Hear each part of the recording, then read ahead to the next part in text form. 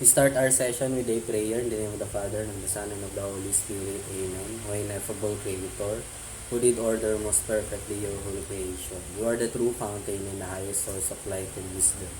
Deign to shade the ray of your brightness on our intellect, taking from us the twofold darkness in which we are born, namely sin and ignorance. You make eloquent the tongues of the little ones. Instruct our tongues and pour upon our lips the grace of your blessing. Grant us a keen intellect, a strong memory, method and facility in learning, and subtlety in interpreting, and elegance in speech. Enlighten the beginning, direct the progress, perfect the issue. You are God and man, who live and reign forever and ever. Amen. In the name of the Father, and of the Son, and of the Holy Spirit. Amen. Okay, so, good afternoon class. Tuloy lang natin yung lesson natin for today. Kanina meron yung isang video, so ngayon naman yung second, no? Then yung last video bukas. Okay? So wait for a while. Okay, next we have broadband transmission. Ano bang meron sa ano bang meron sa broadband class natin?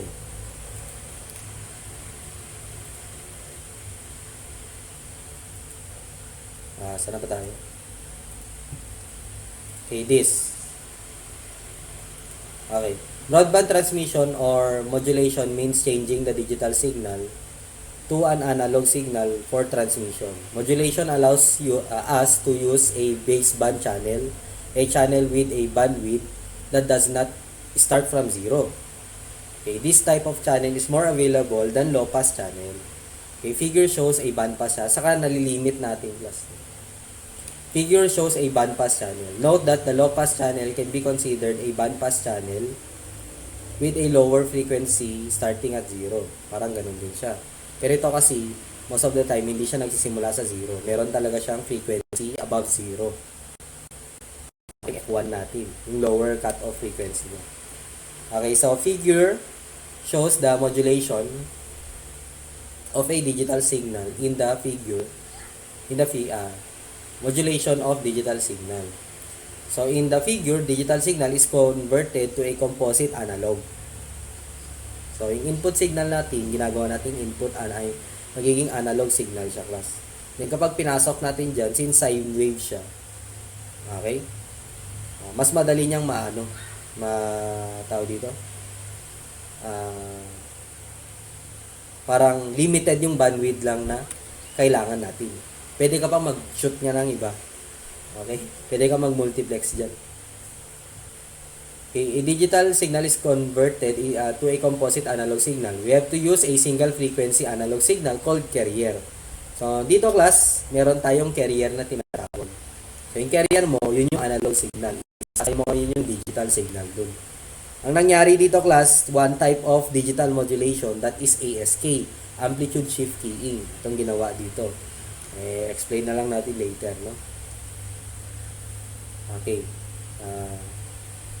So the amplitude of the carrier has been changed to look like a digital signal. Ito, parang naging digital signal siya. Pansin nyo? Ayan. Diba? Parang naging square wave din yan. Rectangular wave. Yung peak amplitude ng pag pinag-connect mo. The result, however, is not a single frequency signal. It is a composite signal at the receiver. So, the receiver analog signal is converted to digital and the result is a replica of what we have been sent. So, pagdating dito, ganun din na marireceive. Then, kapag lumagpas yan ng analog to digital converter, dapat analog to digital converter, babalik yan sa original signal. If the available channel is a bandpass channel, we cannot send the digital signal directly to the channel. We need to convert the digital signal to an analog signal before transmission. Okay? Ayan, if the available channel is a bandpass, we cannot send the digital signal directly to the channel. Kasi mabawasan siya ng harmonic frequency, pangit na yung kakalabasan niya. Kaya, kailangan mong isakay sa analog. Okay, so tuloy pa rin natin sa broadband transmission.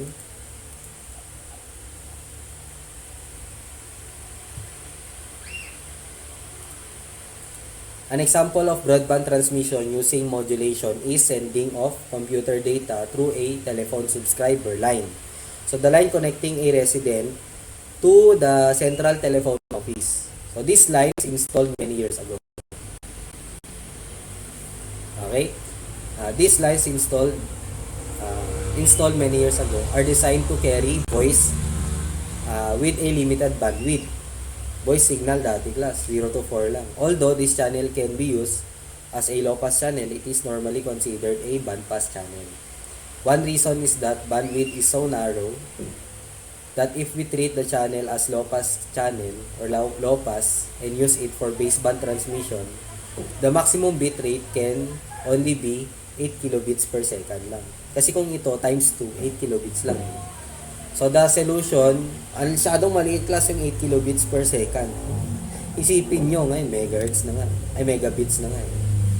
8 kilobits. Liit yan. So the solution is to consider the channel a bandpass channel. Convert the digital from the computer to an analog signal. Mas maganda. And send the analog signal. Install two converters to change the digital signal to analog and vice versa at the receiving end. So the converter in this case is called the modem. Yun na yung alam natin class na modem. Okay, modulator and demodulator. Kasi nagmo-modulate tayo pag nag-transmit, then demodulate kapag nag-receive. Yan na yung modem natin class. So from digital to analog. Ayan o, tingnan nyo to. Digital pulses yung mapapasok sa modem, pero yung nilalabas niya analog. Para makapasok siya ng PATS natin. Or yung plain old telephone system, yung dati pa yan class. No? Iba na ngayon. Then broadband, meron pa. So a second example is the digital cellular phones.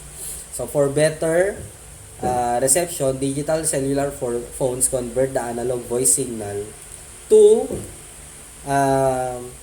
analog voice signal digital signal.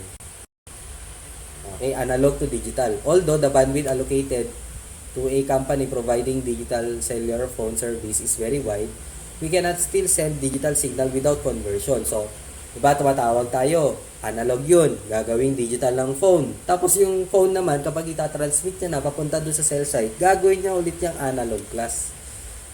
Okay? So, the reason is that we only have a bandpass channel available between caller and callee.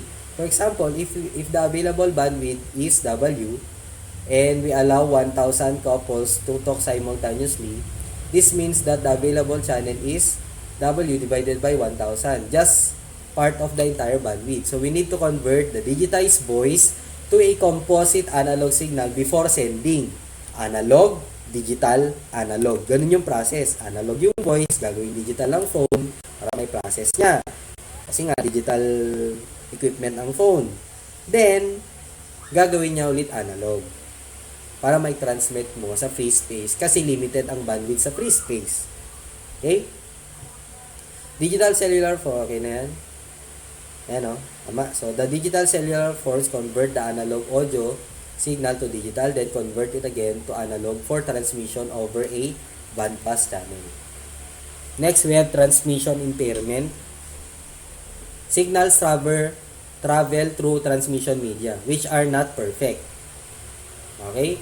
The imperfection causes signal impairment. So, this means that signal at the beginning of the medium is not the same as the signal at the end of the medium. What is sent is not what is received. What is sent is not what is received. Kasi may impairment na. May problema yung transmission media. Three causes of impairment are attenuation, distortion, and noise. Okay, we have the attenuation. Attenuation means loss of energy. Humihina yung energy habang nagta-travel. No?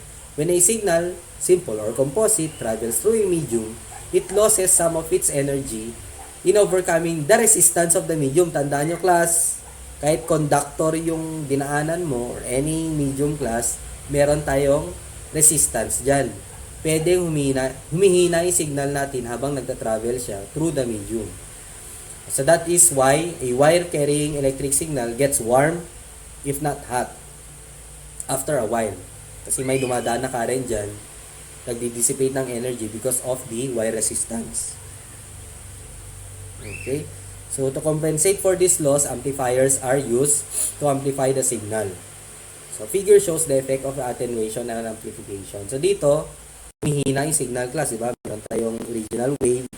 Tapos, same pa rin yung itsura ng wave class, lumiit lang yung amplitude. Then, naglagay tayo ng amplifier para lumakas ulit. May boost yung signal para mas lumayo pa yung marating nyo. Okay? So, attenuation, to show the signal has loss or gain strength, engineers use the unit of decibel. So, the decibel measures the relative strengths of two signals or one signal at two different points. So, note that the decibel is negative if the signal is attenuated and positive if the signal is amplified. Variables P1 and P2, power 1 or power 2, power input, power output, or power at the start and power at the end, no, are the powers of the signals at points 1 and 2, respectively. Note that some engineering books define the decibels in terms of voltage instead of power. So, in this case, power is proportional to the square of the voltage and the formula of dB is 20. 20 lag. Okay? 10 lag kapag power, 20 lag kapag current saka voltage. Yung lag na yan, class, base 10 na yan. Nasa calcul nyo yan, class. May lag lang dyan, which is, that is base 10 na. Okay? Suppose that a signal travels through a transmission medium and its power is reduced to 1/2. Calculate the attenuation in dB. Okay? Naging 1/2 daw yung power. Ganito lang, class. Ibigay natin.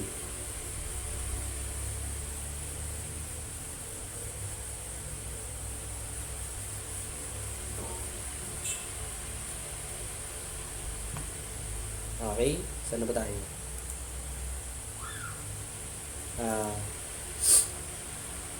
Yan, 1/2 daw. So, P1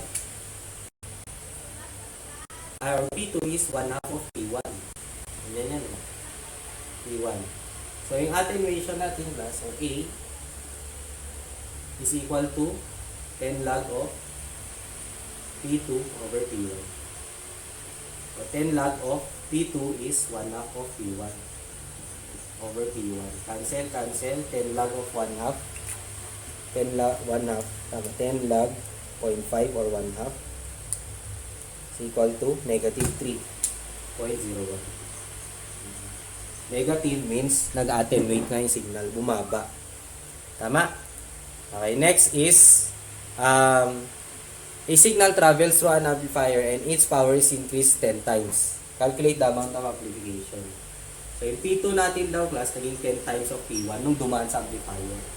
So, A is equal to 10 log of P2 over P1, which is 10 log of P2 is 10 P1. Divided by P1, cancel. 10 log of 10 is 10. Tama?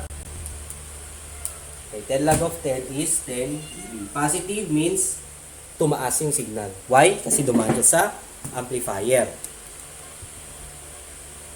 Next, total attenuation in decibel. One reason that engineers use the decibel to measure the changes in the strength of the signal is that decibel numbers can be added or subtracted when measuring several points or cascading instead of just two. Okay, parang ganito. In the figure, a signal travels from 0.1 to 0.4. The signal is attenuated by the time it reaches 0.2. Between 0.2 and 0.3, na-amplify siya. And again, between points 3 and 4, the signal is attenuated. We can find the resultant decibel value for a signal just by adding the decibel measurements in each set of points. So, diba? Parang, tao dito, A total, naka-dB lahat yan, class. So, negative 3 dB. Negative 3, sabihin ko na. Plus 7 plus negative 3. Okay? So, magiging 1 dB. Positive pa rin siya, class. Ibig sabihin, from 0.1 to 0.4, nag-increase ng 1 dB.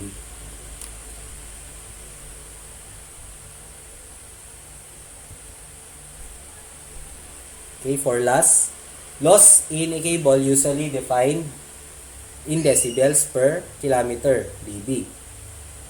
If the signal at the beginning of the cable is negative 0.4 dB and has a power of 15 milliwatts, what is the power of the signal at 7 kilometers? So, ganito lang class. Okay, sabi niya, kunin na lang natin yung total attenuation. Okay? So, ang gawin mo lang dyan is negative 0.4 kasi mahaba yung wire. Ang wire natin 7 kilometers. So, times 7 km. So, yung total din natin is negative 0.04 times 7. So, that is negative 2.8 dB. Okay, paano ko kunin yung output power or yung 0.2, yung pinakadulo? Okay, ang beginning natin class na power is 15 milliwatts. Hi, hello. Wait lang. So we have 80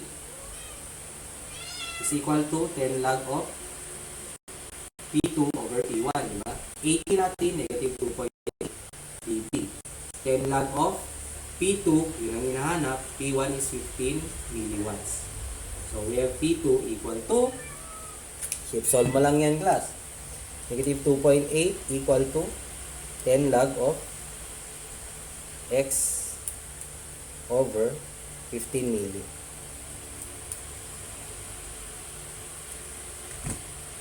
Humina, malamang class. Humina, yan. So, naging 7.87 milliwatts. Diba bumaba class? Dahil sa attenuation ng cable natin. Okay. Okay, na-gets class? O, sana ganun, no? Okay. Yan siya. Kita ba? Okay, kita mo. Okay. So, next meeting na to class. Okay. So, next class. So, yung sa attenuation pa rin, di ba last is ito, yung calculate the total gain. Tama? Okay, so ito class, yung formula na to, nga pala, last time. So, this formula, if the attenuation or the gain or the amplification is in unitless form. Pero kapag naka-dB form siya class, ipa-plus nyo lang. So, yung nangyari kasi dito, in dB form, kaya plus lang natin. Okay? Pero kapag ang pinagkuha kasi natin sa mga attenuation or amplification natin, wala tong 10 log, ibig sabihin, P2 over P1, V2 over V1, or VI2 over V1, II1, that is in unitless form. So, kapag unitless form, kapag kinukuha niya yung total gain niya, ganito siya, times. Okay, tina-times niya siya. Then, kapag naka-dB form siya, okay, plus siya. Okay, kagaya nung ginawa natin dito. Okay? So, dito kasi naka-dB siya class. Okay, next we have attenuation, power in dBm. So, power in dBm pala. So, nasa attenuation pa rin pala tayo. So, power in dBm. So, yung power natin, pwede kasi nating i-convert into decibel form, but we must have a reference value. Okay? Hindi ka pwedeng mag-convert ng power o nang wala kang reference value. So, dito, ang reference value natin is 1 milliwatt. Okay? So, we have 1 milliwatt as our reference power. Kaya nga, naging dBm or dB milli. Okay? Meron din time na yung reference value natin is 1 watt. Okay? 1 watt siya. Kung 1 watt, so dBW naman. Ayun. So, yun yung magiging reference point natin. Okay, so dito, if the power is in dBm form, you may get the power in dB, diretso na kaagad. Okay, kapag naka-dBm form yan, ito kasi, yung formula na to is in watts, in volts, and in amperes. No? Pag ito class, yung mga power natin, so yung power natin is in dBm form na siya.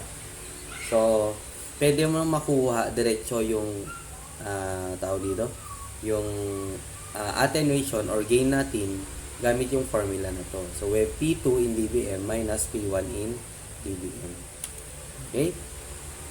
So, calculate the power of the output signal if its dBm value is 45 degrees. So, kung 45 degrees to class, 45 degrees, if the value of, if its dBm value, calculate the power of the signal pala class, in watts na to din. If its dBm value is negative 45. So, kukunin natin yung power in watts. So, yan yung hinahanap class. So, alam naman natin na power in dBm is equal to 10 log of power in watts divided by dB.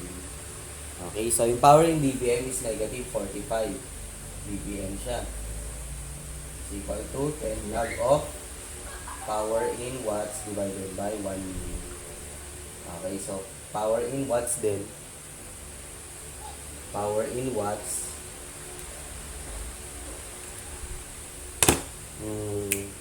Anong calculate? Ano? So, we have power in watts is equal to negative 45 equal to 10 log of x over 1 milli.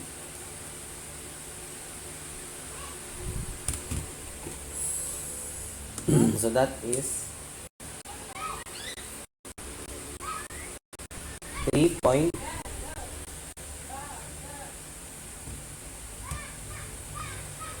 31.62. Okay, so we have 31.62 nanowatts times 10 raised to 9 nanowatts. Plus, ibig sabihin na yung negative yung 4 yung dBm plus negative na din yung value nung power in watts. Ang video lang sabihin yan, class, yung value ng power natin is below the reference point, which is yung reference point natin is 1 milliwatt. Okay? Ang reference point natin is 1 milliwatt. Tignan nyo, class, 31.62 nanowatts yan eh. Mas malaki yung 1 milliwatts dyan. So, nasa baba. Parang kung ito yung reference point mo na 1 milli, andito yun. Andito yung 31.62 sa baba. Paano naman kapag positive? Try natin, class. Paano kapag 10 dBm yung power in dBm natin? O convert mo ng watts. So, 10 log of hindi niya pala nakikita, no? So, 10 log of, o paano pag 10 dBm? So, 10 log of PW over 1 milli. Okay, so anong lalabas dyan?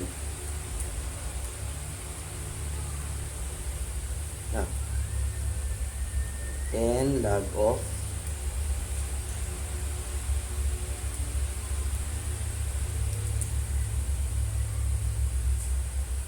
okay. So that is 10 milliwatts. So power in watts natin is 10 milliwatts. O, di ba? Mas mataas siya sa 1 milliwatt. So yun yung big sabihin nung negative or positive na dBm. Pag positive dBm, mas mataas siya dun sa reference point, which is yung reference point natin is 1 milliwatt. Kunyari, ang value natin is in dBW. So, ang reference point mo dun is 1 watt. Tapos, ang nakuha mong dBW is 20 dBW. Ibig sabihin, yung expected na makukuha mo na power in watts is greater than 1 watt. Pero kapag sinabi mo nakuha mo negative 5 dBW, ang expect mo dyan, class, yung makukuha mong value ng power in watts is mas mababa sa 1 watt. Okay, yun ang bigyan sabihin, class, no? So, what is the output power in watts if the input power is 10 dBm and the gain is 20? So, wait lang, class. Saan yung erase?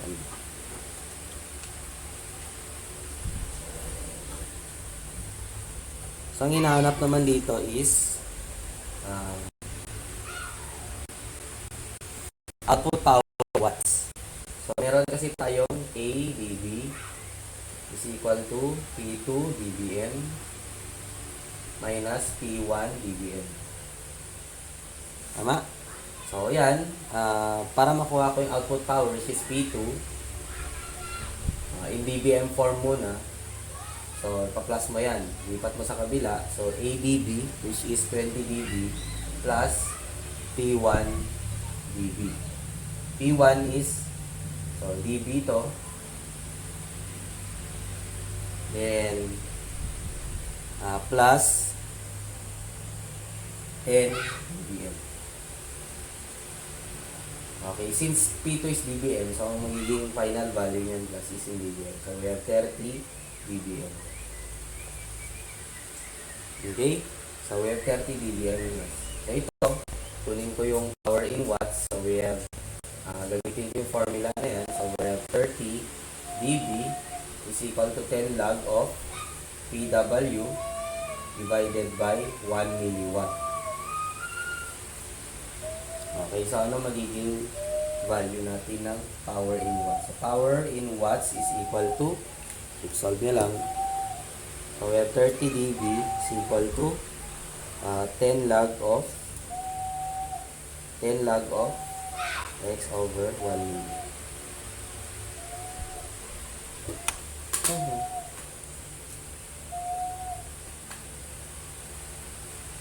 So that is 1. Yung 1 watt. So, pag-check na lang guys. Ang sagot is 1 watt.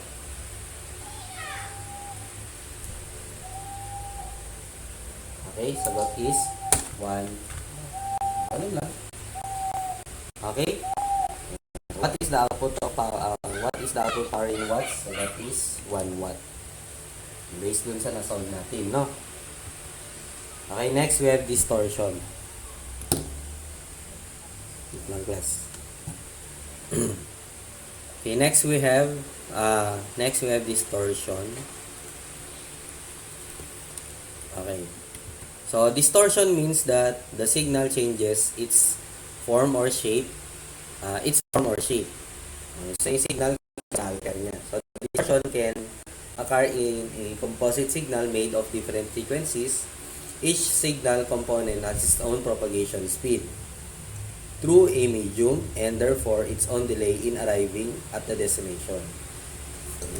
So differences in delay may create a difference in phase if the delay is not exactly the same as the period duration. So in other words, signal components at the receiver have phases different from what they had at the sender. So the shape of the composite signal is therefore not the same. So yung problema natin class. So ganyan. Ganda nung composite signal natin.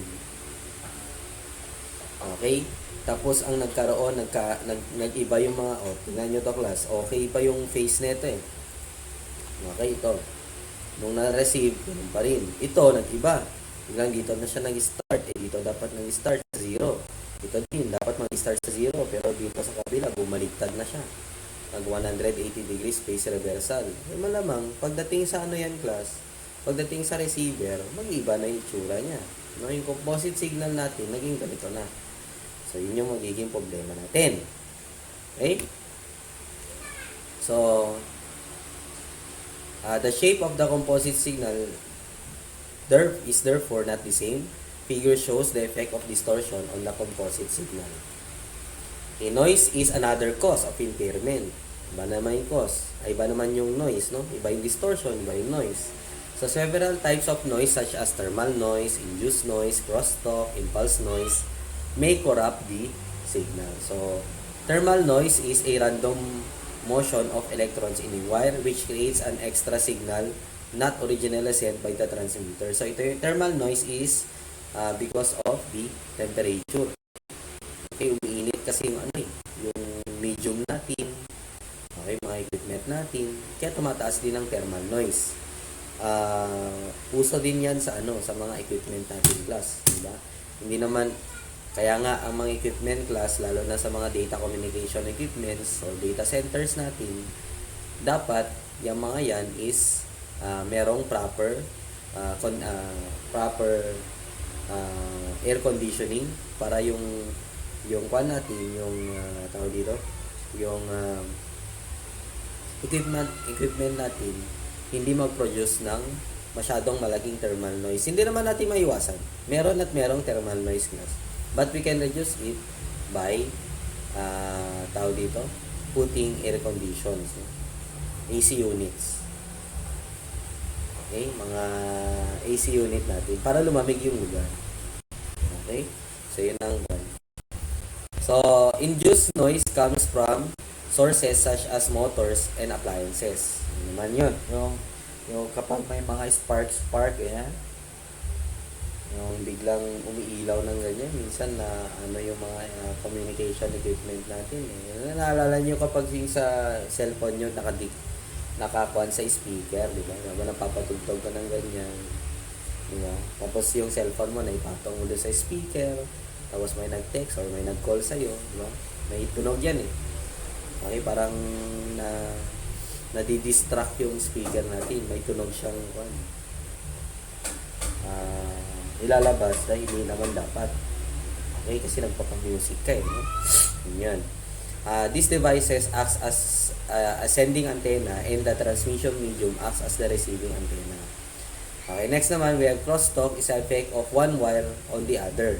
Meron kang wire dito, meron kang wire dito, magkalapit sila. Nag-ano siya? Tawag dito? May yung signal nitong isang antenna, isang wire glass, napupunta sa kabila. So, one wire acts as a sending antenna and another is receiving. Okay? Nangyari yan class nung meron pang telephone noon eh. Hanggang naman ngayon. Pero yung mga telephone dati class, lalo na ang gamit is yung yung mga copper cables. Magkakadikit kasi yung copper cables eh. Yung mga bang tumatawag ka ng ganyan, biglang naririnig mo rin yung nagsasalita sa kapitbahay mo eh. Hindi naman connected, physically connected yung yung telephone. Pero yun kasi, dun sa distribution core, andun lahat ng wire nyo. Minsan magkadikit yung wire ng magkapitbahay o ganun. Kahit hindi ba magkapitbahay, kahit alayo ng block ng bahay dun, pero dun kasi sa distribution nagkadikit, nagkaroon ng crosstalk yun.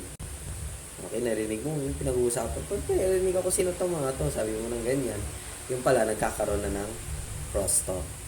Okay? Impulse noise is a spike naman, a signal with a high energy in a very short of time that comes from power lines, lightning, and so on. Power lines, yung kapag biglang tumataas yung natin, yung kuryente natin. Or lalo na kapag kapag biglang brown out, tapos nagka-power, syempre, biglang buhos nung current natin. So, yun yung power spike at a very short time. Okay? Tapos hanggang mag-settle na siya. Kasi syempre, pag una pa yan class, kaya nga iniwasan natin na magkaroon ng naka-on na mga appliances. Kasi kapag kapag nag-on tayo ng nag-power up yung transmission natin, kapag walang tawag dito, surge protection yung mga appliances natin, pwedeng masira. Kasi once na una yung class, mataas muna yung yung tawag dito, mataas yung tawag dito, yung ano nga ba yung sinasabi ko yung yung voltage niya. So, di ba ang voltage kasi natin is 220 to 240. Ang problema class, kapag unang inon yung natin, mataas yung yan, yung tawag dito. Depende na lang kung i-adjust nila, pero once na inon mo lang kasi ng ganyan class, yung power line, tapos hindi na-adjust yung kasi ang nangyari class, kailangan mong taasan yung voltage mo. Okay? Yung voltage mo class. Kasi habang nagta-travel yan, umihina. Tsaka habang marami yung gumagamit, bumabagsak. Kaya nga minsan nagkaka-low voltage tayo. Lalo na kapag mainit yung panahon, sabay-sabay pag units. So, pwede magkaroon ng tao dito, malakas na demandang kuryente na nagpapababa ng voltage natin. Okay? Na nagpapababa ng voltage natin. Okay? So, yun. So, problema, tinataas mo. Once na inon mo yung power line plus, na mataas kagad yung voltahe, pwedeng magkaroon ng power surge. So, yun na yung yun na yung nakakasira, impulse noise. Pati lightning class, type din yan ng impulse noise, no? Okay, lalo na sa mga AM radio natin, kaya iniwasan natin na dapat yung mga AM radio natin naka-off lang. Okay, kasi affected ang AM broadcasting sa lightning. Hindi naman kailangan na tamaan yung ano, yung tawag dito. Hindi kailangan tamaan ng lightning yung pa natin yung AM natin, AM receiver para masira, hindi.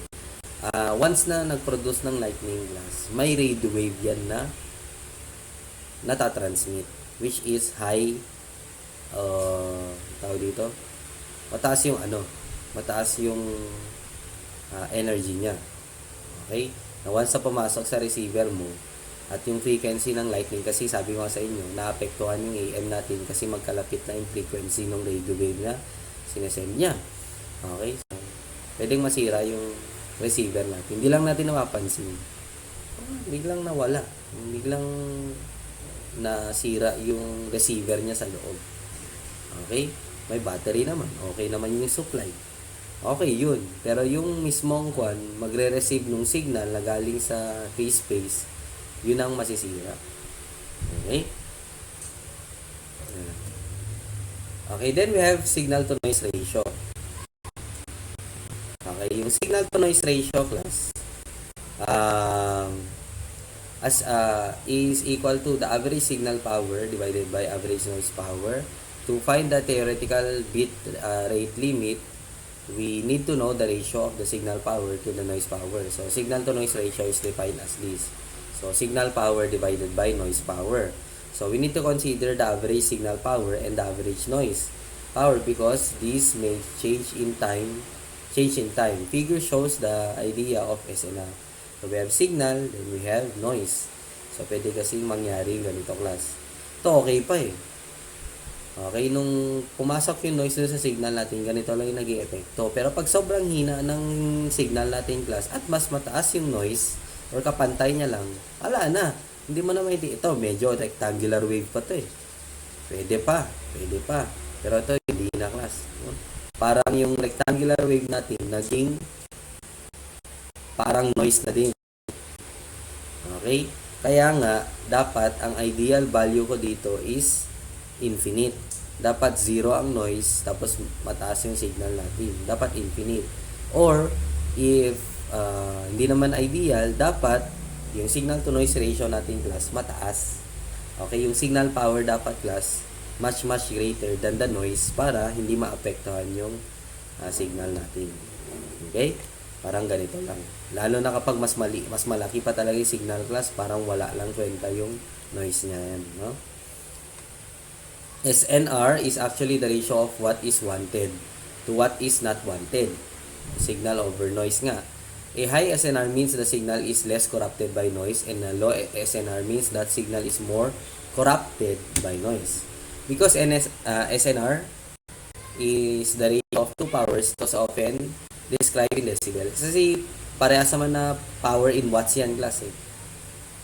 Okay, signal signal power in watts, noise power in watts. So, pwede mo siyang gawing dB. So, 10 log of S over N. So, yun na yung SNR natin in dB. So, SNR in dB defines as this. The power of a signal is 10 milliwatts. And the power of noise is 1 microwatt. What are the values of SNR in dB? SNR and SNR in dB. So, dalawa. So, unitless muna tayo. Hindi ko pa pala nabubura. Ano ba yan?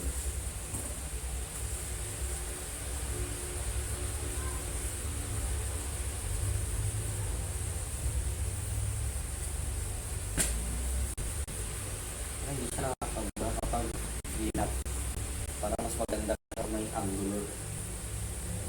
Parang ito lang yung magbubura. Diba kung ba sa eraser na? Whiteboard eraser naman siya. Hindi naman magnetic. Kasi meron yung hindi. Siguro depende sa board. Hindi kasi kung ano. Meron yung mga board kasi na may bakal talaga siya. Yung mo na. Ayaw. Grabe, di magnetic. Scam. Yung scam mo. Hindi, sa kwan yan, sa board yun. Pag yung board mo may bakal din. Andito kasi magnet. Wala naman sa board. No? Okay. So, power of a signal. Okay. So, 10 milliwatts. Power of the noise is 1 microwatt. So, SNR in unitless is 10 milliwatts divided by 1 micro. So that is equal to 10 milli divided by 1 micro. So that is 10,000. So SNR in dB is equal to 10 log of 10,000.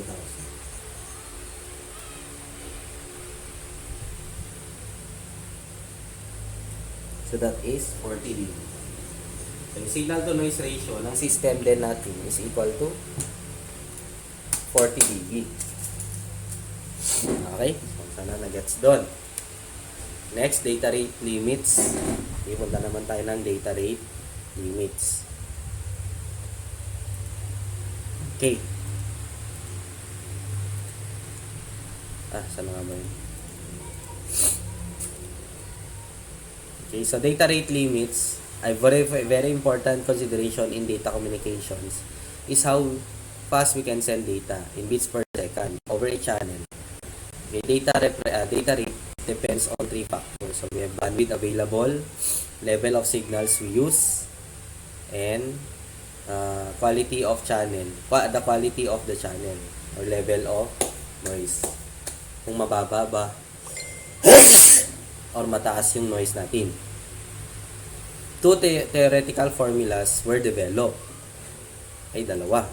To calculate the data rate. One is Nyquist for a noiseless channel. Another by Shannon for a noisy channel. So, sa noiseless channel class, Nyquist bit rate is equal to, or BR is equal to 2 times the bandwidth times log of L over 2. L is the number of outputs or number of signal levels used. Okay? This is the number of signal levels. Sa Digicom, ang ginagamit namin dito is M. Pero dito, L. Okay lang. Kasi letter lang naman yan. Variable lang. So, for noiseless channel, the Nyquist bit rate formula defines the theoretical maximum bit rate. Theoretical maximum bit rate. So, in this formula, bandwidth is the bandwidth of the channel. L is the number of signal levels used to represent data. Ilan bang voltage yan? Sa isang data ba or sa isang signal, pwede ba siyang i-represent ng 128 voltage? Tawag dito? 128 voltage levels, 256. Okay? Kasi pag mas maraming class, number of signal levels, mas accurate yung pag-represent natin ng analog data into digital. Okay, parang lang yan, parang pixels lang ng camera. Mas mataas na pixels, mas accurate yung yung data natin or yung pagkuha natin ng tawag dito, ng picture. Sample na lang sa YouTube, nanonood tayo, di ba? Pag 1080p, mas maganda yung resolution niya kasi mas maraming pixels yung nagagamit. 1920 times 1080. So, yun yung big sabihin niya yung pixels. Okay? 1920, 1080. Okay? Pero kapag ang ginamit mo is tawag dito 800 by 600, that is 4 by 3. So, para magiging old monitor yung size niya. Okay? Tapos parang pixelated siya. Depende din sa monitor yan. Kahit pa yung tao dito, yung video mo sa YouTube is available ang 1080 kapag yung monitor natin is 1280 by 1280 by 720 lang or 720p lang siya. So, hanggang doon lang yung kahit pa pindot naman. So, hanggang doon yung resolution niya. Meron pa minsan monitor na kapag ginawa mong 1080 yung quality ng video mo, biglang mag-go-off kasi hindi niya kayang interpret. Okay? Ayun. Okay, according to the formula, we might think that given a specific bandwidth, we can have any bit rate we want by increasing the number of signal levels. Although, the idea is theoretically correct, practically, there is a limit. When we increase the number of signal levels, we impose a burden on the receiver. Kasi mas mahirap yung mas complex yung pag-decode, no?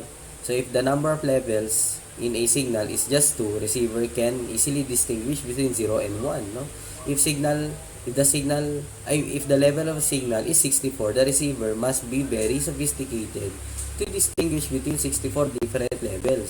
In other words, increasing the level of the signal reduces the reliability of the system, but it increases the quality, di ba? Mas maganda yung quality. Ngayon pa class, no? Gustong i-up ang improve ng mga tech companies yung quality ng mga products nila. Okay? So yun yung kung nga. Kung monitor nga, umaabot na ng 4K. Diba? May 1080 which is HD. Tama, HD. HD ang 1080. Tapos merong Ultra HD. Tapos may 4K. Alam ko 2K tapos 4K. Ganun na. Parang sabi pa nga nung kuya ko may 8K na. Ano ba yan? No? So paganda yung quality ng mga monitor. Tapos syempre, ano nangyari sa mga movies natin? Gumaganda din, 4K. But, the drawback of that is the storage capacity. Diba? Lumalaki kahit 2 hours na na movie lang. Baka umabot na ng 10 gig. Kapag nag-download tayo ng 4K, mga class. Ako, okay na yung 1080 eh. Okay na, masaya na ako sa 1080. Diba kapag nanonood tayo? Sa games, hindi naman kailangan ng 4K quality. Ano lang kapag ang laro mo is, depende kung anong laro mo. Pero kapag laro mo is, sa ganun, Valorant, Dota, o tawag dito, Counter-Strike, Call of Duty. Actually, yung mga FPS games nga, yung ginagawa ng mga pro dyan eh. Mas okay sa kanila na pababain na lang yung specs nung hindi nung computer, nung video, yung gameplay nila, para mas tumaas yung frames per second nung kalaro nila. Kasi habang tinataas mo yung tinataas mo yung quality nung nilalaro mo. Siyempre, yung processing nung laro class, mabigat. So, minsan, nagkakaroon ng nasasacrifice yung frames per second. So, nagiging 60 frames per second, 70 frames per second, which is sa mata ng mga gamer class. Okay? Iba na, parang tawag dito, parang may delay or something na hindi ko kasi ma-explain class kasi na-try ko na din na bumalik ng 60 Hz na monitor. Medyo nahihilo kasi ako, no? Ngayon kasing gamit ko 144, no? So habang siyempre pag naglalaro ko ng Counter-Strike, parang hindi na siya blurry. Diba kapag fast pacing, lalo na kapag yung mga Call of Duty, makapansin mo yung yung kapag tumatakbo ka, okay? Parang may may tao na kasunod sa'yo kasi basta nagkakaroon siya ng nakalimutan ko anong turn na yun, no? So yun. Since tinaas mo na yung frames per second mo, and kaya naman nung processor and nung video card mo, nasabayan yung monitor mo, okay. Kasi walang ring kwenta class kapag yung specs ng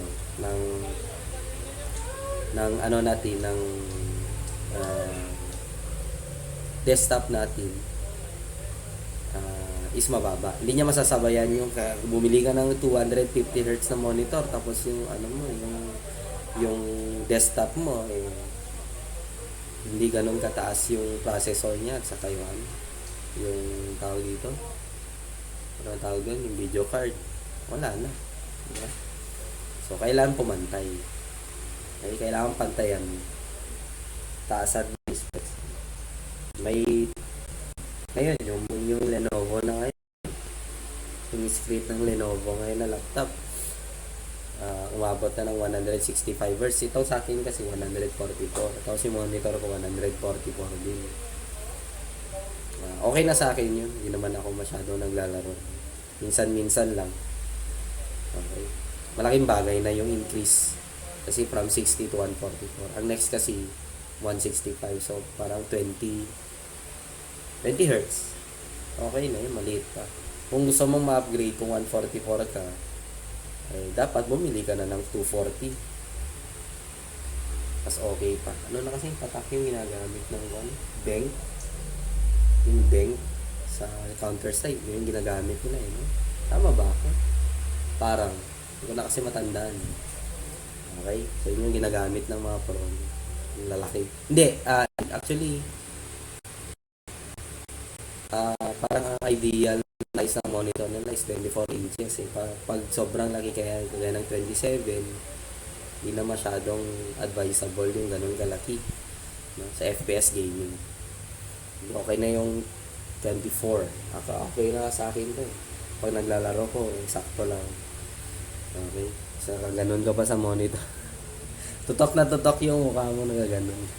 May mga ganun na gamer eh. Tutok na tutok yung mukha. Kala mahalikan yung monitor mo. Ngayon, lalo na kapag FPS. Pag Dota, hindi. Pag ganyan mga Dota players. Pero pag kwan yan, pag DAO din. Pag sa mga Valorant, sa mga CS, mga ano nila, dito no. Nakita talaga ako. Ganito. Nice si Rops na ano, sa CS. Ganun siya. What? Sabi, paano makita? Grabe. Parang ka na rin nag-scope. Sabi ko lang ganun. Ayan. So, next is ano ba tayo?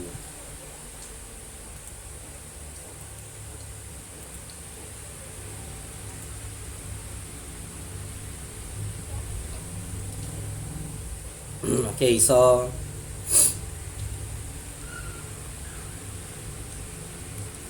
does the Nyquist theorem bitrate agree with the intuitive bitrate described in the baseband transmission? So they match when we only have two levels. So we said in baseband transmission, the bitrate is 2 times the bandwidth. If we use only the first harmonic in the worst case, however, the Nyquist formula is more general than what we derive intuitively. So it can be applied to baseband transmission and modulation or broadband. Also, it can be applied when we have 2 or more levels of signals. So consider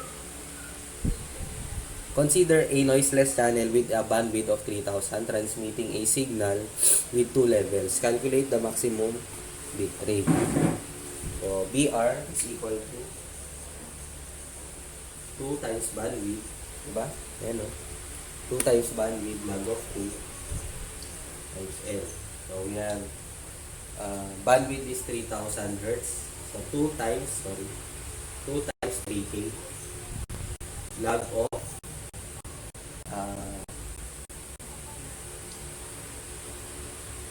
2 to the base 2. So BR natin is, I think this is 1. 2 times 3 log of 2 to the base 2, that is 6 kilobits per second. kbps na po. Okay? So, ganyan siya. Next. Consider the same noiseless channel transmitting with 4. Without nating 4 to. Okay, so we have bandwidth is equal to 2 times 3K times log of 4 to the base 2. Mata times 2 lang to. Kasi log of 4 to base 2 is 2 eh.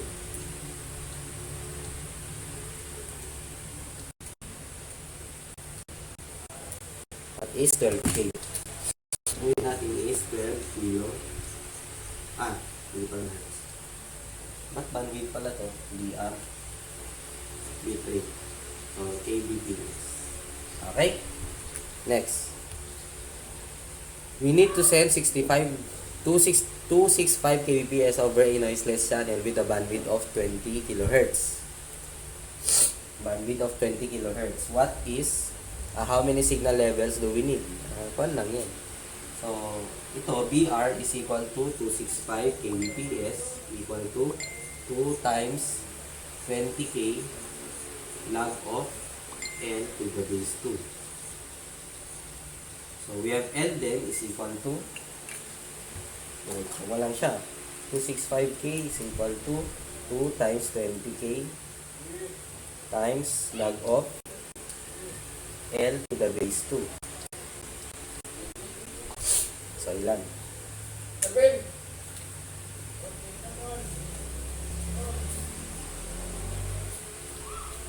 we have 98.7 or 99. Kasi number of levels yan class. Tama? Okay. So next we have the Shannon capacity.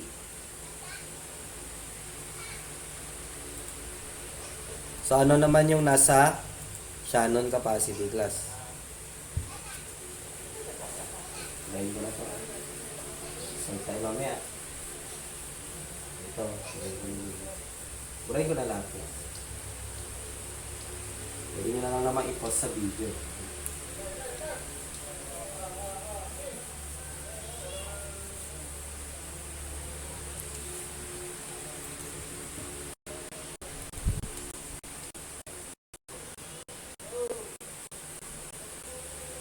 Okay. Next is we have the Shannon capacity. In reality, we cannot ano ba yun? In reality, we cannot have noiseless channel. The channel is always noisy. So, in 1994, Claude Shannon introduced a formula called the Shannon capacity to determine the theoretical highest data rate for a noisy channel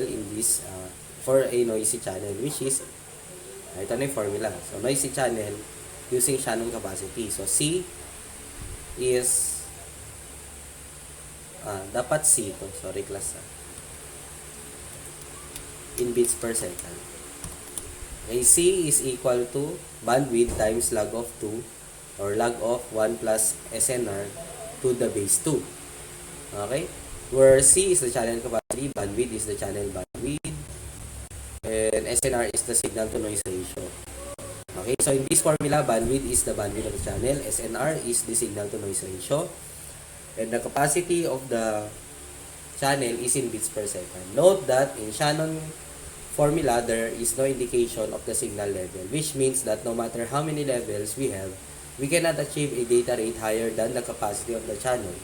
In other words, the formula defines the characteristic of the channel, not the method of transmission. So, kahit anong number of levels yan class, wala siyang ano. Ang dinidescribe natin, ano yung condition nung dadaanan ng signal natin. Ano ba yung signal to noise ratio niya? Okay, so kahit ilang levels pa yung isend mo. Okay, so dito natin maano yung class. Yung kung mapapansin nyo, yung Wi-Fi signal natin class, humihina kapag lumalayo ka. Hindi naman sa humihina yun, pero naapektuhan din yung data rate niya. Sana ang data rate mo is, di ba, ang net mo is 50 Mbps. O sabang lumalayo ka sa sa Wi-Fi mo, tapos naging 1 bar na lang. Nag-speed test ka, naging 10 Mbps na lang. Humit siya.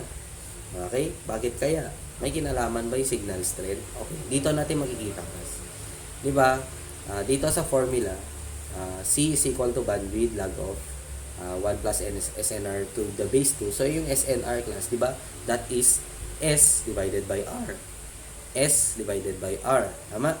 S is nasa taas, nasa numerator. Ibig sabihin, that is directly proportional to the channel capacity. S is the signal. S is the signal power. S is the signal power of your transmitter. Yung Wi-Fi natin. Yan. Ngayon, habang humihina yung natatransmit sa'yo, or sabihin na lang natin, inare-receive mo, humihina, inare-receive natin pass. Dahil lumalayo tayo sa transmitter, lumiliit yung power receive natin. Bumababa din yung channel capacity. Okay, parang nako-congest siya. Kasi sobrang liit lang nung signal na nare-receive mo. Gets? Okay, kasi directly proportional yan. Mababa yung signal, mababa yung channel capacity or yung tinatawag nating bit rate kasi bits per second yan. Okay, that's why ganun yung nangyari kapag lumalayo tayo. Okay, dun sa Wi-Fi natin. Kaya nga minsan, mas gusto ko mo pang magkable. Kinakable na lang. At least, pag cable, Siyempre kapag lumalayo din naman sa cable, mahaba din yung cable natin. So mahaba din, tama. Kapag mahaba din yung cable natin, nag-attenuate din yung signal. Pero hindi kagaya ng Wi-Fi Plus na 10 meters pa lang, baka sobrang hina na eh. Ano? So, doon natin makikita. No? Okay, next. So, telephone line normally has a bandwidth of 3000 Hz assigned for data communication. The signal to noise ratio is usually 3162. Calculate the channel capacity. Okay, so channel capacity is equal to formula, bandwidth, di ba? So, bandwidth times 1 plus SNR to the base 2. So, bandwidth ko is 3000 or 3000 Hz. And 1 plus 3162.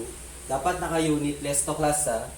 Ngayon, kunyari may na-receive ay may given na naka-dB to. So, dapat gawin nyo muna unitless. So, we have 3,000 log of 2, 1 plus 3162. So, that is 34.88 kilobits per second. 34.88 kb. Okay, so yan yung channel capacity. So, ito. So, naka-SNR in dB.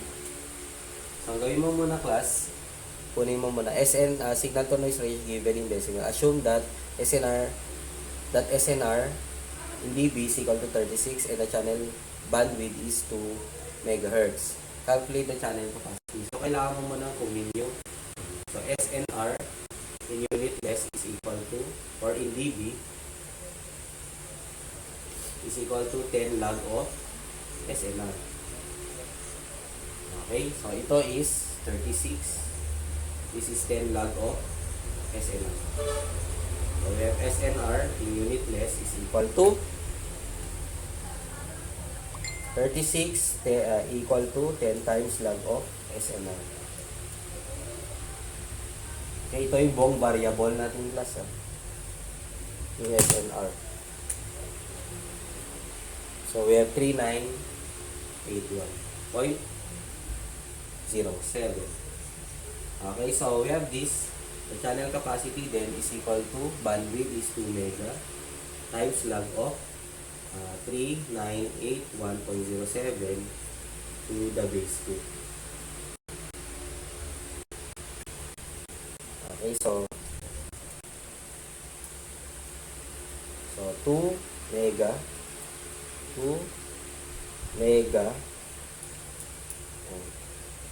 times log of signal to noise ratio to the base 2. So that is 23.90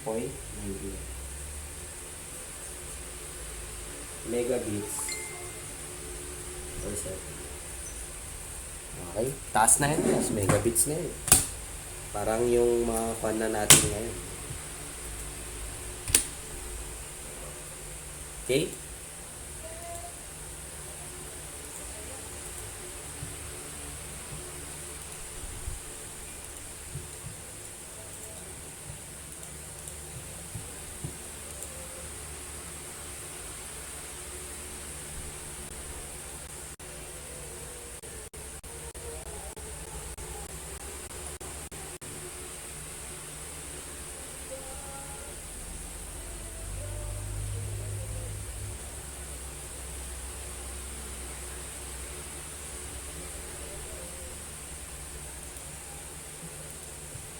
Okay, saan na ba tayo?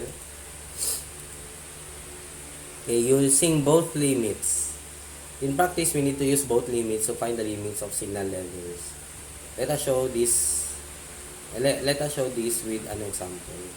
With a channel of 1 megahertz bandwidth, SNR is of the channel is 70.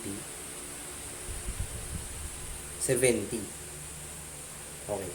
What are the appropriate bitrate and signaling level? So, wala namang sinabing dB yung SNR class, no? So, diretso lang siya. Tama.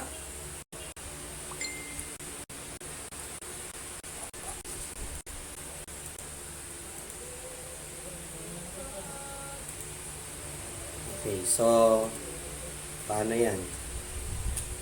Dito, 70. Dapat atas. Wala naman sinabi. Stick to the given class. Pero maliit yung 70 para sa signal to noise ratio. Kung dB yan, pwede pa eh. Wala. Yan talaga yung problem. Okay, so, lang. Okay, so, we have channel with a 1 megahertz bandwidth. So, what is the bit rate and the signal level? So, kung ang given natin is bandwidth and SNR, so pwede natin gamitin yung channel. So, we have bandwidth, log of 2 and 1 plus SNR. So, makukuha natin yung bit rate dito. So, we have bandwidth is equal to 1 mega log of 1 plus 70 to the base 2. So, it is equal to 1 mega times log of 1 plus 70 or 71, sabi ko naman, to base 2. So, it is equal to 6.15 megabits per second. So, ito na yung bit rate ko. So, pwede kong it is also equal to the bit rate. So, yung bit rate na yan, ibang formula niyan is 2 bandwidth log of 2 times log of L to the base 2. Tama? Okay, so yun yung gagamitin natin, class.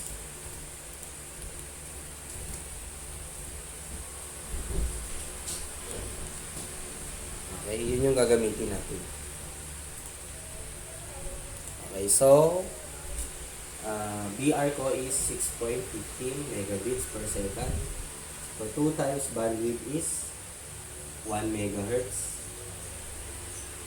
log of L to base 2. So L na lang ang kailangan natin, 6.15 mega equal to 2 times 1 megahertz times log of L to the base 2. So L is what?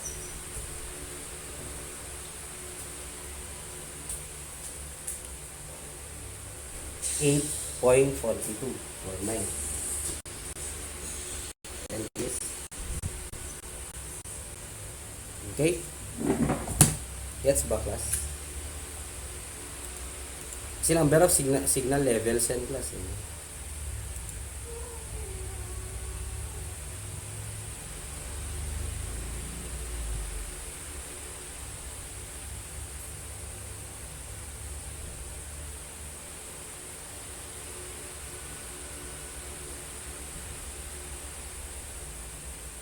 Ay, wait lang. Dapat ba round down? Wait, ito lang. Sakto lang. Ay, ba't ako dito nag-agis? Okay, next, what? High performance naman. Next, we have the performance. Up to now, we have discussed the tools of transmitting data signals. Okay? We have discussed the tools of transmitting data signals over the network and how the data behave. One important use in the networking is the performance of the network. How good is it? In this section, we introduce terms that we need for future chapters or future lessons class. So we have bandwidth in hertz, bandwidth in bits per second, and a relationship. So bandwidth in hertz, we have discussed this concept. Bandwidth in hertz is the range of the frequencies contained in a composite signal or the range of frequencies in a channel. Frequencies a channel can pass, lalo na kapag band pass filter, low pass filter, mga ganyan. And for example, we can say that the bandwidth of a subscriber telephone line is 4 kHz, 0 to 4 kHz class. Okay?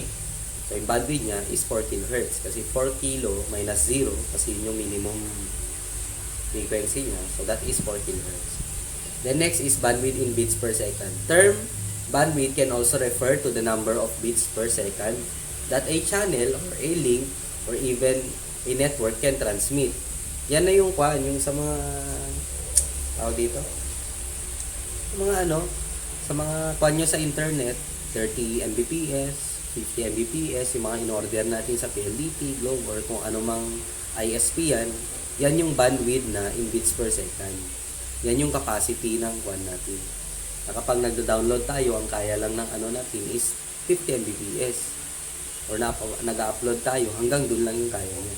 So, the term bandwidth can also refer to the number of bits per second that a channel or a link or even a network can transmit. For example, one can say that a bandwidth of a fast Ethernet network is a maximum of 100 Mbps. This means that the network can send 100 Mbps. Okay? Next relationship, there is an explicit relationship between the bandwidth in hertz and bandwidth in bits per second. Basically, an increase in bandwidth in hertz means an increase in bandwidth in bits per second. The relationship depends on whether we have baseband transmission or transmission with modulation or broadband. So, in networking, we can use the term bandwidth in two contexts. First, bandwidth in hertz refers to the range of frequencies in composite signal or the range of frequencies that a channel can pass. So, dalawa. Isa naman, pwede ding bandwidth in bits per second refers to the speed of bit transmission in a channel or link. So, yung bandwidth in hertz, ano ba yung mga frequencies na sinesend mo? Okay, nagsisend ako ng signal, ano yung mga frequency or ano yung mga range of frequencies na sinesend mo? Ito. Okay? So, umaabot siya ng 5 MHz. So, kapag ito yung range of frequencies niya from 3 GHz to 5 GHz. So, meron akong 2 GHz na tawag dito, 2 GHz na bandwidth. Yun yung bigla sabihin. Yung sa second naman, yung bandwidth in bits per second, yan naman yung ano ba yung capacity ng mo, or yung data rate mo. Ako, kaya ko mag-send ng 50 Mbps. Kaya ko mag-send ng 20 Mbps. Kaya ko mag-receive ng 30 Mbps. Okay? Example, the bandwidth of a subscriber line is 4 kHz for voice data. The bandwidth of this line for data transmission can be up to 56 bits per second using a sophisticated modem to change the digital signal to analog. Okay? Iba yung bandwidth niya in hertz, iba naman yung Pero merong epekto yun. Mas malaking bandwidth based dun sa formulas nating class, di ba? Mas malaking bandwidth, mas malaki yung bits per second na may send niya. Okay? Kita nyo naman dun sa If the telephone company improves the quality of the line and increases the bandwidth to 8 kHz, we can send, di ba, tumaas, 112 Bps by using the same technology as mentioned in example on previous slide, di ba? Pag tinaas mo yung bandwidth mo pala, tataas din yung bits per second, andun nga sa formula. Yan channel capacity, may bandwidth. Yung bitrate natin na in terms of number of signal levels, di ba? Bandwidth din yung nasa kanya. Okay? Then we have throughput. The throughput is the measure of how fast we can actually send data through a network. Although, at first glance, bandwidth in bits per second and throughput seem the same. Halos, syempre, lang bits per second. But they are different. A link may have a bandwidth of Bpps or tawag dito, any number. But we can only send T Bps through this link with T always less than B. O, diba? Throughput saka bandwidth. Sabihin man natin yung bandwidth ko, maximum bandwidth ng UTP cable ko is 100, pero yung internet ko is 1 class. Hanggang 30 Mbps lang. So, ang throughput ko is 30 Mbps lang. Yun lang kaya niyang isend papunta dun sa ibang PC sa labas ng network mo. Okay, within your network, pwede kayo mag-send ng 100 Mbps kasi hindi naman lalabas ng internet. Kapag lalabas ng internet, kapag nag-send ka sa Google Drive mo, ang upload mo hanggang 30 Mbps lang, hanggang doon lang. Hindi mo ma-maximize yung UTP mo. Diba? Kasi yun yung throughput mo eh. In other words, the bandwidth is the potential measurement of the link and throughput is the actual measurement of how fast we can send data. For example, we may have a link we may have a link with a bandwidth of 1 Mbps, but the device connected to the end of the link may handle only 20 kbps. This means that we cannot send more than 20 kbps through this link. Sabi niya sabihin, yung laptop ko, kaya niya lang ilabas 20 kbps. Eh, yung line ko is 1 Mbps yung kaya niya. Eh, hindi mo naman pwedeng taasan yun. Kasi hanggang doon nga lang yung kaya ng PC. Tama?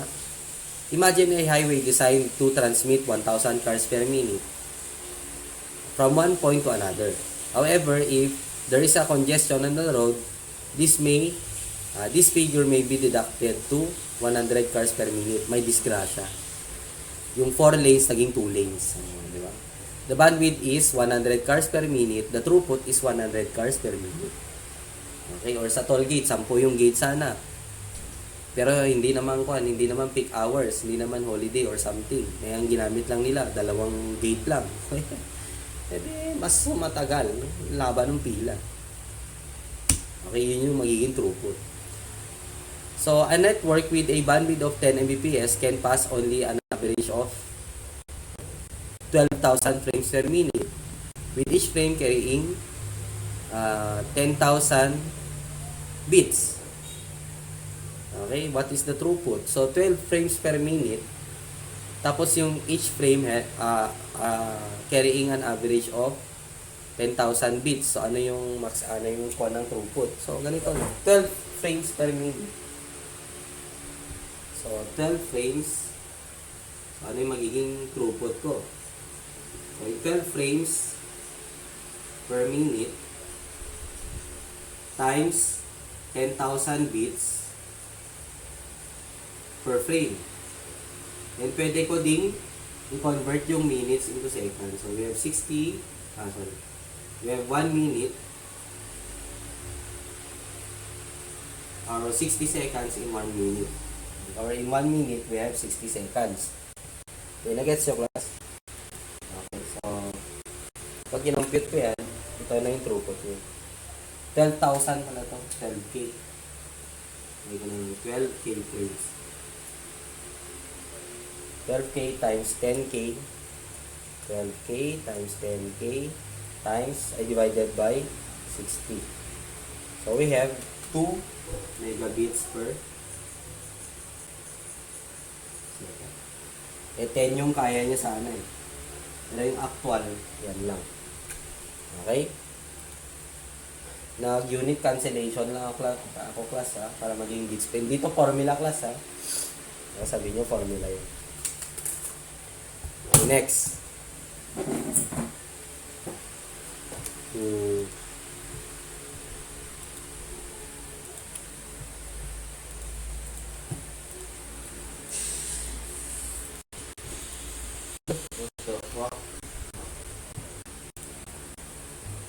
Okay, so dito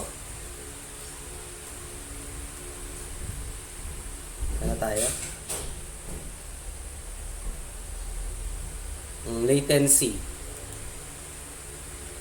or delay. So we have paano na to? Saan na ba tayo? Okay. Ito. So latency or delay defines how long it takes for an entire message to completely arrive at the destination from the time the first bit is sent out from the source. We can say that latency is made of 4 components. So we have propagation time, transmission time, queuing time, and processing delay.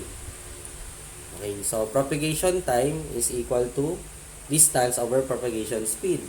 Ay kung light yung gamit mo, so 3 times 10 raised to 8, may mga ganyan. So depende sa propagation speed or yung signal na ginamit mo.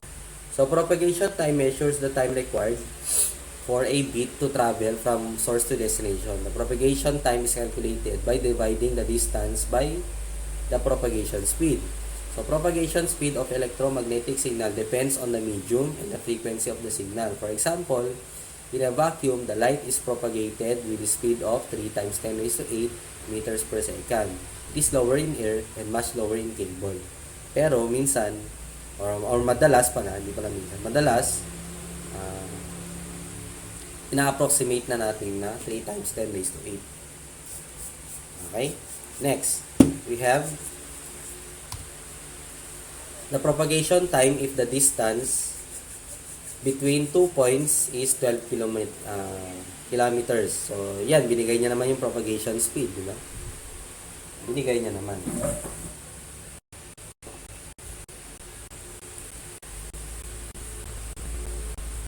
So, dahil dumaan daw siya sa cable, yung 3 times 10 raised to 8 bumaba, no? Naging 2.6 meters per second na lang. 2.6 times 10 raised to 8 pala. Meters per second, I should say. So, yan. So, we have 12K. So, propagation time ba yun? Okay, so PT. Okay, so, propagation time is equal to propagation or distance. We have 12K divided by 2.6 times 10 raised to 8 meters per second. Kailangan mo ilagay yung K class sa kilometer kasi meters yung kwan para makancel siya, maging time na lang. So, 12K divided by 2.6 times 10 raised to 8. So, that is 46.15 micro. Ano ba ako? 12K divided by 2.6 times 10 raised to 8. So, that is 46.15 microsecond. So, ganyan kabilis yung pag-transmit nyo. So, transmission time naman, message size divided by bandwidth. Diba? Kapag nagta-transmit tayo, bandwidth in ano to class, in bits per second. Kasi message natin in bits yan. O kunwari, meron tayong 2 gigabits or 2 gigabits of message. Tapos yung bandwidth natin class, kailangan mong i-ano, diba? Yun ang gagamitin mo para makuha mo kung ilang seconds siya ita-transmit. So we are what are the propagation time and the transmission time for a 2 kilobyte message? So 2 kilobyte byte if the bandwidth of the network is 2 GB. Bits yan, maliit na B yan. 2 Gbps. Assume the distance between the sender and the receiver is 1.5 and that light travels at 2.4 times 10 raised to. So, unahin ko na muna yung propagation time. Propagation time is equal to 15 kilometers divided by 2.4 times 10 raised to 8. So, we have propagation time is equal to 2.4 K. So, 62.5 microseconds. Okay, 2 kilobyte. Okay, byte is 8 bits, tama? So, gagawin mo dyan, so, transmission time, tama ba? Transmission time, tawag niya, di ba? Okay, transmission time is equal to, so we have 2 kilobytes of data, 2 KB. Kilobytes. Okay? So, i-divide ko yan sa 2 gigabits bits per second. Okay? Pero itong bytes class, kailangan kong i-convert. So, we have 8 bits per 1 byte. Tama? So, cancel yung byte. Okay, bits, saka bits, cancel. So, matitira na lang is seconds. So, 2K times 8 divided by 2 G. So, that is 8 micro. Okay. So, transmission time is 8 micro, but 8 seconds na ba? Then, 62.5 micro naman yung ano tawag dito? Yung propagation time. Okay, meron pa ulit. Yun na naman. Same lang naman. So what are the propagation time and transmission time for that? The propagation time is equal to 14k kilometers pa rin, di ba? Divided by 2.4 times 10 raised to 8. So we have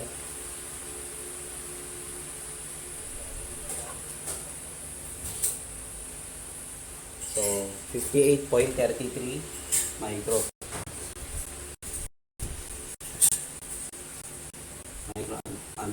amperes second. Okay, then next is ito natin. So transmission time is equal to 10 MB daw. So 10 megabytes times 8 bits over 1 byte. Okay? So, ang speed daw natin or bandwidth natin in bits per second is mega bits per second. Cancel yung bits, cancel yung byte, sira na lang is second. So, 10 mega times 8 divided by 1.5 mega. So that is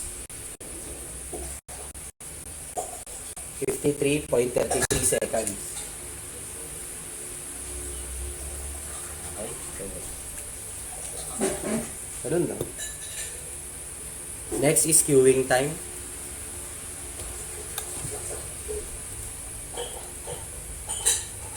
Queuing time, the third component in latency is the queuing time.